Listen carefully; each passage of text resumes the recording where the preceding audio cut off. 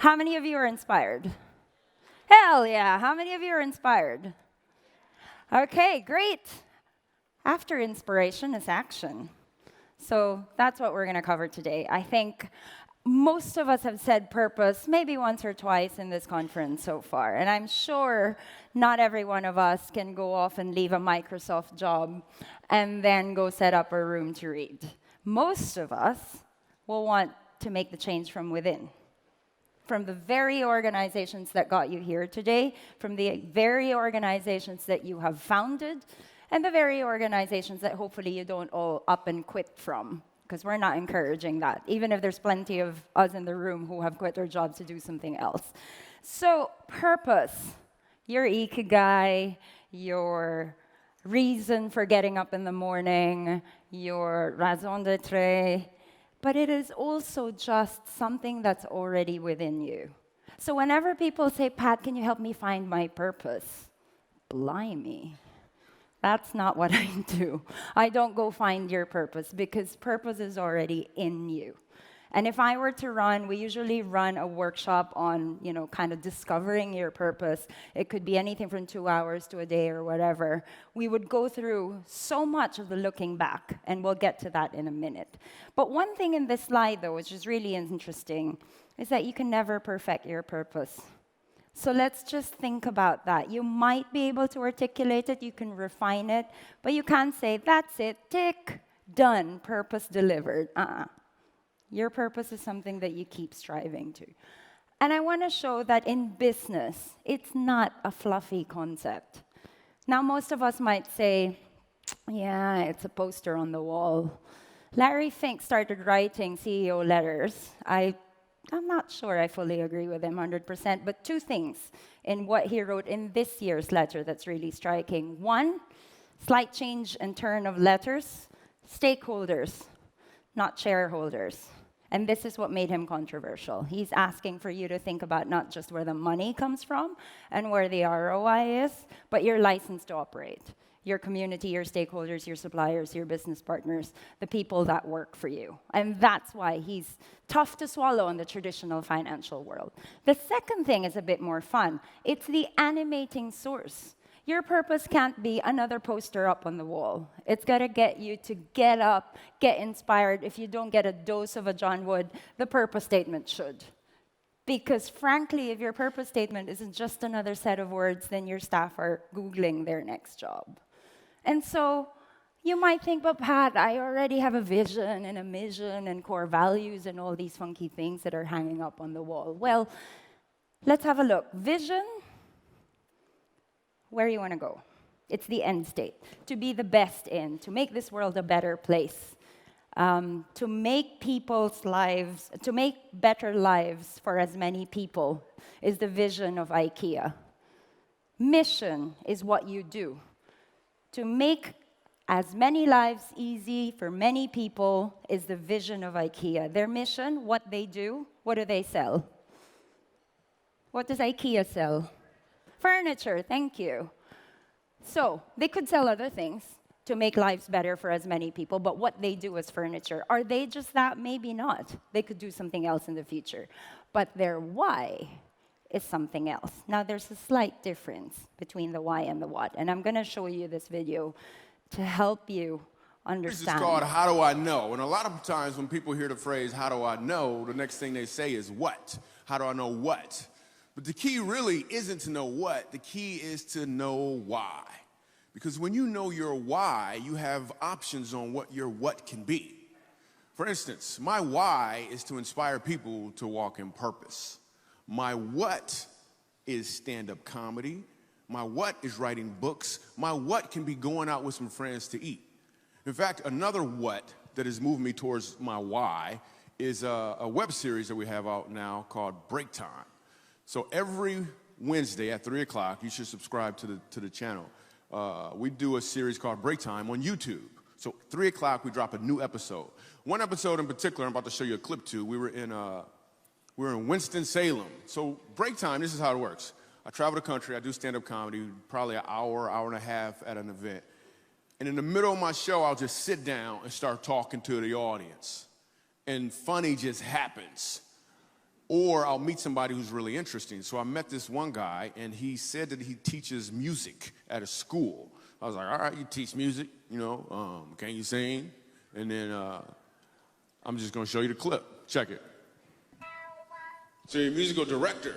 Cool. Yes, sir. All right, so let me get a couple bars of like Amazing Grace. Can you do the first part of that? Go ahead.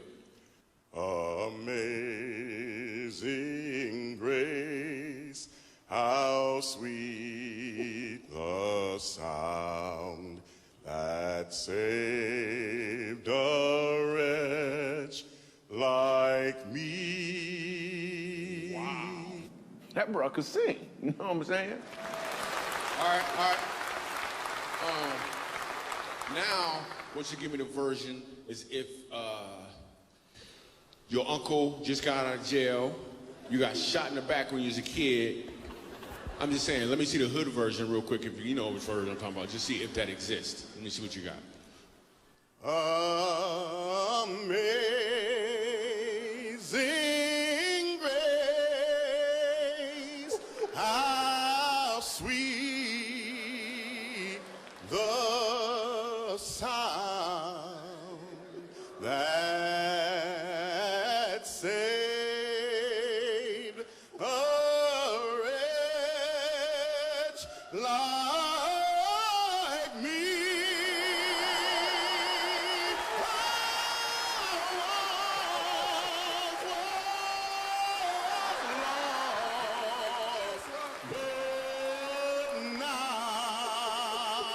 Right now I'm found, was blind, but now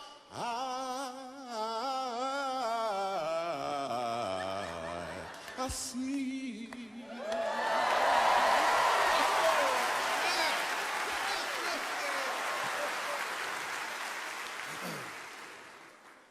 So here's the thing. The first time I asked him to sing, he knew what he was doing. The second time I asked him to sing, he knew why he was doing it. When you know your why, your what has more impact because you're walking in or towards your purpose.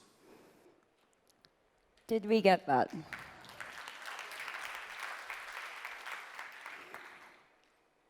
I really hope that we take the time to think about the why, because otherwise the what doesn't mean anything. When we run this, we go through a whole series of processes to get to that. That's not a 3-minute thing. You go back to your earliest childhood memories, you go back to your life's crucibles, you go back to your happiest and your saddest moments, and then you look forward and you articulate your purpose. The thing is, when you articulate your purpose statement, it's your whole self. It isn't you as the comedian, it isn't you as a business person. Some people have written purpose statements. Just read some of those. Now, whether I agree with them, I would urge you not to take photos of them, frankly, and you'll know why. Just read the second one. If that is your purpose statement, try and tell that to your son. They say you explain things to a 7-year-old even when they're 67 years old. That can't be the reason for getting up in the morning. Neither is the first one, even if you are Mr. Credit Suisse. Your purpose statement is something else. It's something more personal. Here is a selection of purpose statements that we've seen some people come up with, and they're nowhere near done. But a couple of these I love. One is third from the last and the second from the last. To live free, love hard, clean often. Sounds like a housewife or a houseband. Well, it's 3 housewives who set up a business on deep cleaning of homes because that was their role in the past. They never held any businesses, and they created businesses out of it. Find the elephant and write it out of a room is actually a risk manager for one of the biggest banks. And this is his purpose statement, is to find the thing that you don't want to talk about, address it, and make money out of it.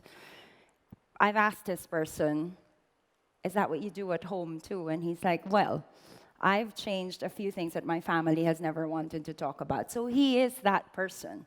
There is something within you that really, really resonates with you, that you have to be that same person when you are outside, when you're with your family or friends.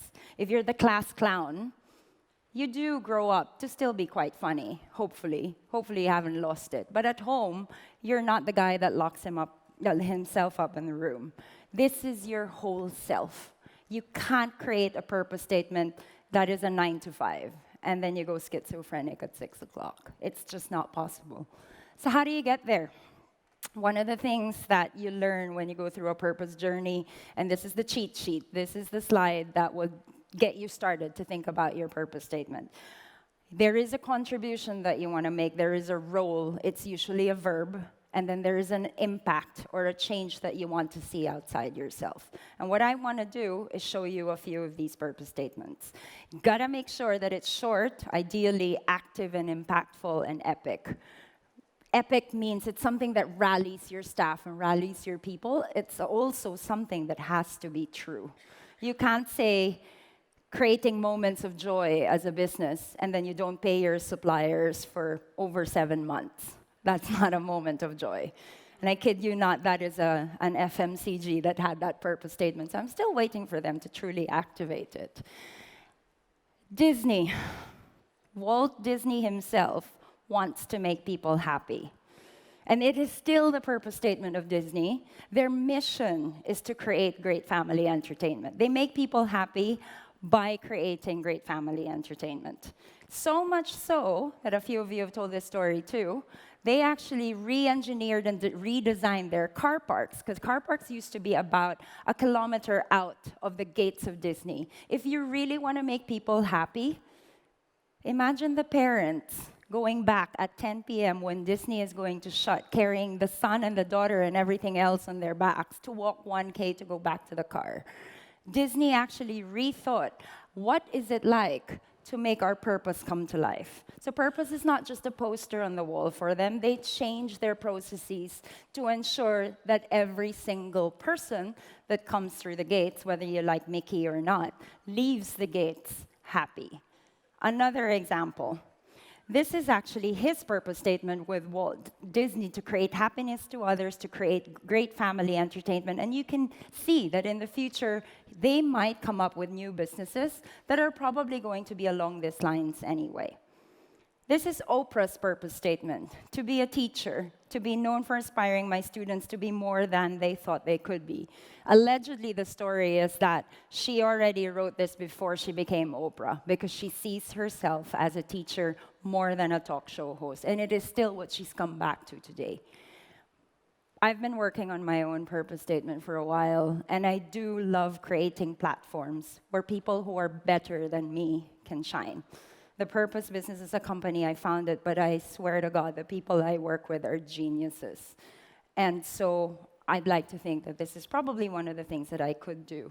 Now, these are all individual statements, perhaps.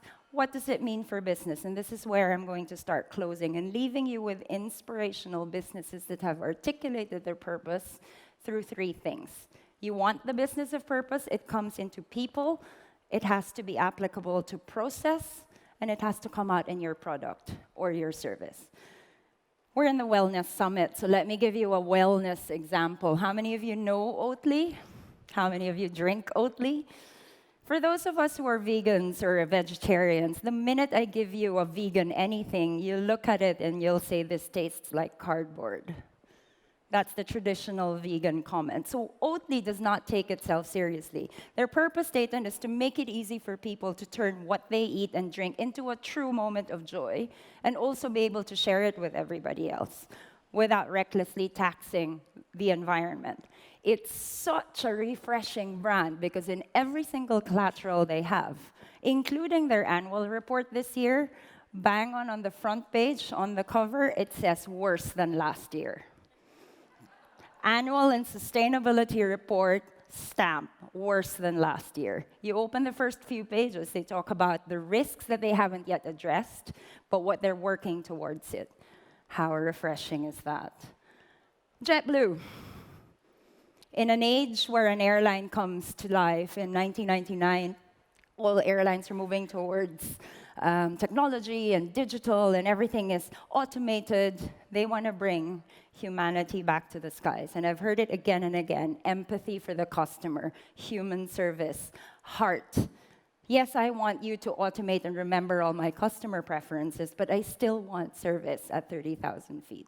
And it is backing every single decision that they make in terms of their processes. Olam, which is closer to this part of the world, Olam is at the crux of agriculture, also works in palm oil. And let's face it, palm oil is a problem, but you're not going to close it by shutting it down tomorrow.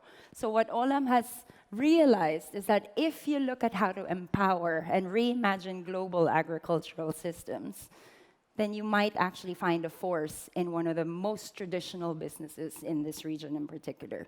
So what are they doing? They're investing in technology for farming cooperatives to get them closer to each other, to allow them to afford organic certification, which is debilitatingly expensive in most cases. Now you might say, well, that's a behemoth, and it is a bad business traditionally, but you can't quit your business. We're not saying stop profit. It's not charity, but what they're doing is practicing and activating their purpose. I'm going to leave you with Dolf van den Brink. He's the CEO of Heineken, and I have a bit of a purpose crush on this one. So he, as a child, loved watching kung fu movies again and again and again. And you can read the Harvard business case on him. It's all about kung fu. It's nothing about Heineken. And so he thinks himself as the wuxia master that saves his kingdom. Every single move that he's done in Heineken has always been to go to the hardest business setup, the crisis, the bad markets. And when he was in Mexico, what he did was to take Heineken and make it a brand that supported the fight for women and to fight domestic violence. In Mexico, beer and drinking were such a macho brand. And he said, that's it. We're going to have to fix this, or no one is going to buy our brands in the future. Well, guess what? He's in Asia now and can't wait to see how he lives out his purpose in this side of the world. At the Purpose Business, this is what we do. And we struggled with our purpose statement, articulating it and putting it out there as well. But quite simply, it's to help Asian businesses be a force for good. And this is what Kathy started the summit with. The whole world has turned to Asia. I love Patagonia, I love Nestle, I love Marks and Spencer, but I do want to see an Asian business be at the helm of purpose, be at the helm of wellness. Because this, in the hardest situations of governance, of development, of poverty, this is where true responsible businesses can actually arise from. And we'd like to see that happen. I'm going to leave you with a final slide. And this is really going to encapsulate how to get purpose activated. When you say to deliver humanity in the skies, I want to see that in every single standard operating procedure. I want to see that in your KPIs. I want to see that in the way you hire people. You can't say make people happy as a company, and then you only hire the same breed and make your board the same breed of people. You can't say, oh, but we're going to shut down Wi-Fi. Or in my time in the corporate world, we had no access to Facebook because it was a distraction. And yet the CEO says people are your biggest asset. Well, if you don't trust your people, it's not going to work. So the challenge really is to think about what your purpose is, reflect on where you are, and I will leave you with a little task. Everyone's got their name tags? I urge you to look at your name tag right now, and the name that is in there, and the title that is in there. For the last 9 seconds, take your name tag off, look at it. You've just stripped yourselves off of the title, off of your brand, off of the name we know who you are. It's time to think about who is at the core of yourselves. And the next time you look at that name tag, I really hope there's a little bit of the purpose within you that gets activated. Thank you very much.